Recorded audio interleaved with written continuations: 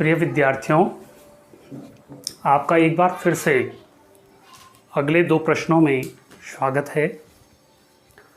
और अब हम दो अन्य प्रश्न जो पिछले प्रश्नों से ही मिलते जुलते हैं, कैसे इनको हल करेंगे, तो आइए इनको समझने का प्रयास करते हैं।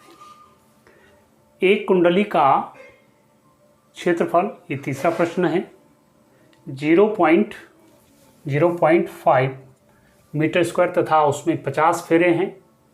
कुंडली के तल के लंबवत 0.4 टेस्ला का चुंबकीय क्षेत्र लगा है। यदि 0.1 सेकंड में चुंबकीय क्षेत्र घटकर शून्य हो जाए तो कुंडली में कितना प्रेरित विद्युत वाहक बल उत्पन्न होगा। यदि कुंडली का प्रतिरोध 10 ओम है तो उसमें कितनी प्रेरित धारा बहेगी, ये हमने ज्ञात करना है। ठीक है, तो सबसे पहले ये जानने का प्रयास करते हैं कि भाई हमारे पास क्या क्या दे रखा है।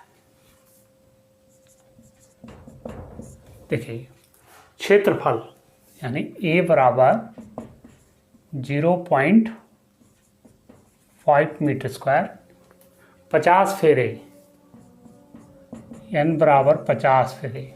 ठीक हो गया। कुंडली के तल के लंबवत इतना टेस्ला का चुंबकीय क्षेत्र लगा हुआ है, यानी B बराबर 0.04 टेस्ला। ठीक हो गया।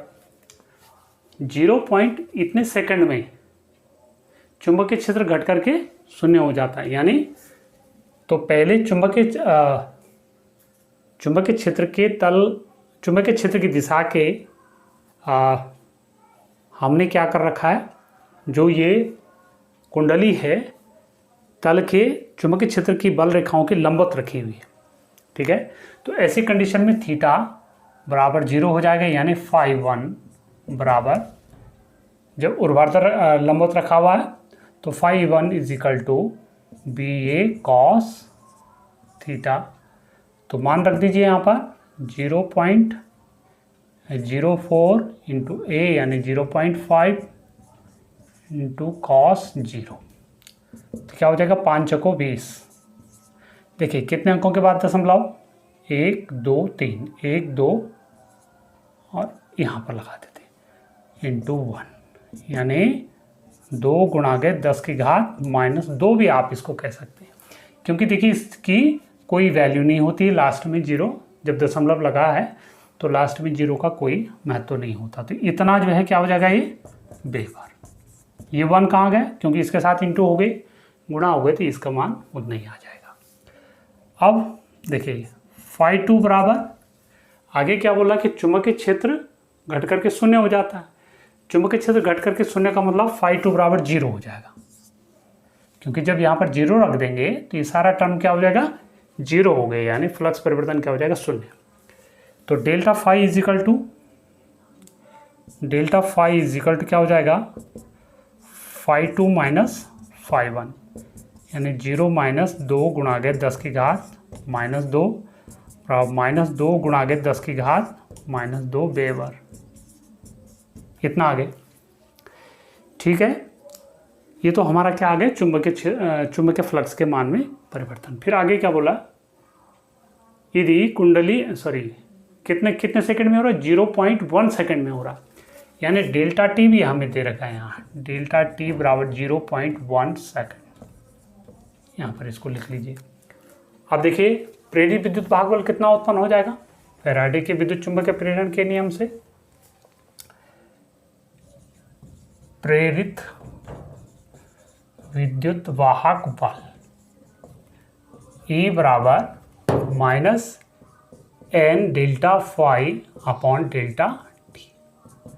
तो हम इसमें मान रख सकते हैं, तो -n यानी 50, डेल्टा फाई अभी निकाल दिया, -2 गुणा 10 की घात -2 अपॉन डेल्टा टी यानी 0.1।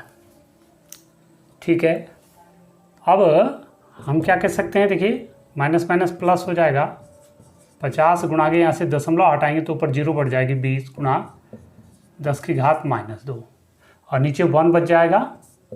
तो ये जो है 1 जो है उतना ही हो जाएगा। देखिए 50 दूनी 100 हो गया गुणांक 10 की घात -2 और फिर एक जीरो और आ जाएगी।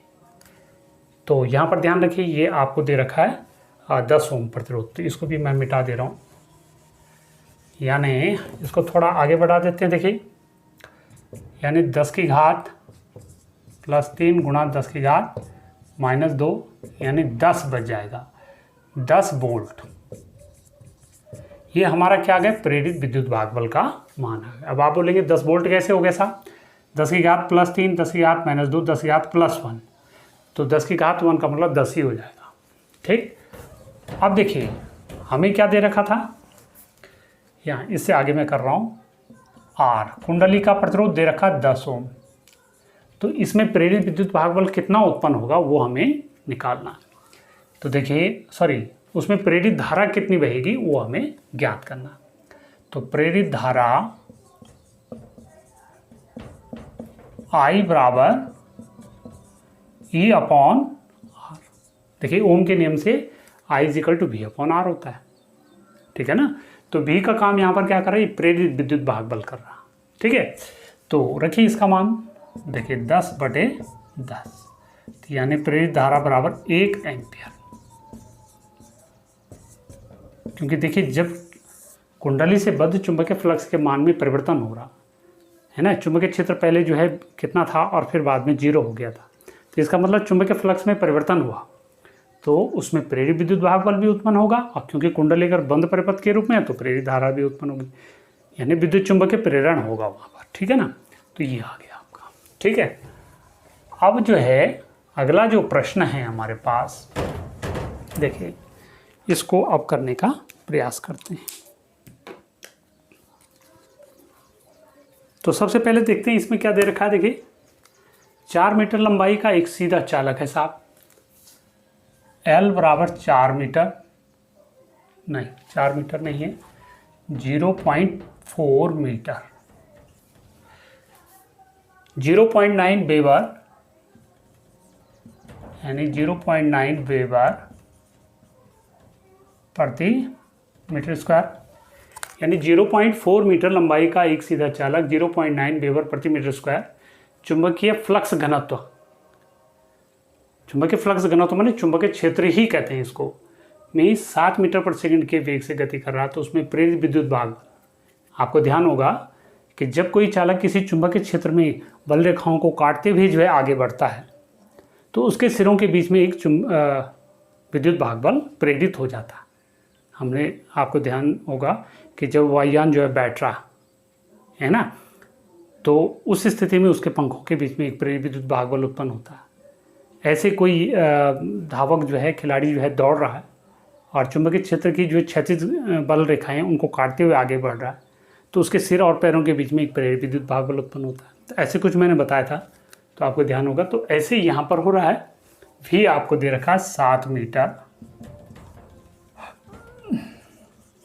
और देखिए लंबवत तो उसमें जो है गति कर रहा है 7 मीटर प्रति सेकंड के वेग से। तो प्रेरित विद्युत भागबल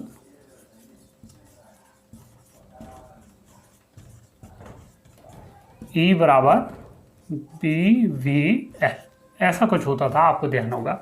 तो मान रखिए 0.9 V यानी 7, L 0.4, 7 × 63 6.3 इंटू 0.4, तो 4 × 12 और 4 × 24 और 1 25, ठीक है। यानी 4 × 12, 4 × 24 और 1 25, 2 अंकों के बाद इतना वेबर, इतना वेबर जो है क्या हो जाएगा, चुंबक नहीं वेबर बोल रहा हूँ मैं, इसका क्या हो जाएगा वोल्ट, ये तो विद्युत भागबल है, कितना वोल्ट का प्रेरित विद्युत भागबल उसमें उत्पन्न हो जाएगा। तो ये थे आपके 2 प्रश्न, और मुझे ये लगता है कि आप इसको अच्छे ढंग से समझ गए हैं। बार बार इसको रिपीट कीजिए, ठीक है। तो जब आप बार बार रिपीट करेंगे तो निश्चित रूप से आ जाएगा। और मेन बात है कि पीछे की जो थ्योरी है वो आपके समझ में आई हुई होनी चाहिए, क्योंकि पीछे मैंने जब वीडियो बनाए उन वीडियो को भी रिपीट कीजिए, और इनको आप तब कैसे करते हैं तो आपको बहुत आसानी होगी। तो चलो मिलते हैं फिर अगले 2 प्रश्नों के साथ। तब तक के लिए आप सभी का धन्यवाद।